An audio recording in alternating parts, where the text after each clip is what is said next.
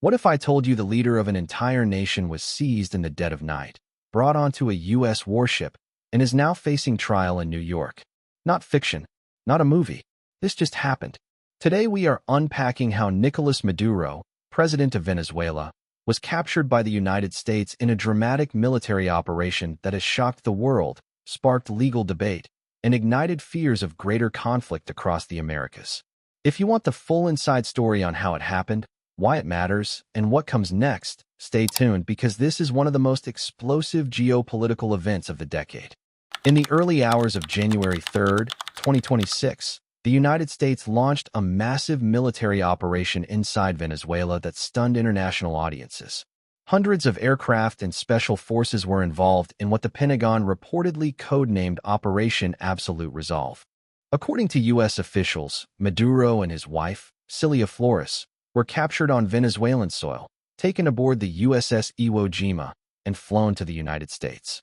President Donald Trump publicly announced that the operation was a success and that Maduro would face American justice in a federal courtroom.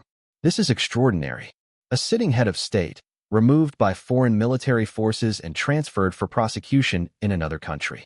Maduro is expected to appear in federal court in Manhattan on charges related to narcoterrorism, drug trafficking, and weapons offenses. These charges stem from a long-running U.S. indictment accusing him and his associates of running cocaine conspiracies and other serious crimes. Imagine the courtroom drama. A courtroom packed with cameras, lawyers arguing sovereign immunity, judges questioning whether a sitting president can be tried under U.S. law. Meanwhile, Maduro's defense team is already expected to challenge the legality of his seizure, pointing to long-standing international norms that protect state leaders from foreign prosecution. This isn't just a criminal case. It's a battle over the very nature of international justice. So why did the U.S. act now? According to the Trump administration, Maduro's government was deeply involved in drug trafficking networks that harmed Americans and threatened U.S. national security. Months of military pressure, strikes on ships off the Venezuelan coast, and rising tensions in Washington preceded this moment. Critics, however, argue the operation wasn't justified under international law and violated Venezuela's sovereignty.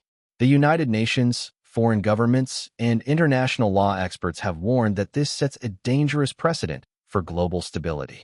This event is now being dissected not just as a law enforcement action, but as a major geopolitical escalation. The world has reacted in dramatic fashion. Allies and adversaries alike are taking sides. Some Latin American leaders have condemned the U.S. move as illegal military aggression. Russia, China, and others have denounced the capture as a blatant violation of international norms. At the United Nations, debates are already raging about whether this marks a breakdown in global order or a new form of justice for alleged transnational criminals. And many ordinary Venezuelans are left wondering what comes next for their country. Protests have erupted and power structures inside Venezuela are in flux. Now Maduro is in U.S. federal custody in New York. He faces years in prison if convicted. His government has been replaced by an interim leader, but that government is deeply divided on whether Maduro's capture was a liberation or a kidnapping. Meanwhile, the U.S. is signaling it will leverage Venezuela's resources, particularly oil, as part of its strategy going forward. This conflict is not just about one leader. It's about power, sovereignty, global law, and the future of an entire region. This is history in motion. A world leader has been captured by a foreign power, flown to another continent, and is now facing trial under a system that many argue has no right to prosecute him.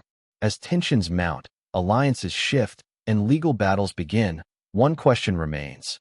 What does this mean for global order? If you want deep dives into the biggest geopolitical stories shaping our world, hit subscribe, turn on notifications, and join the conversation below. Because this story is far from over.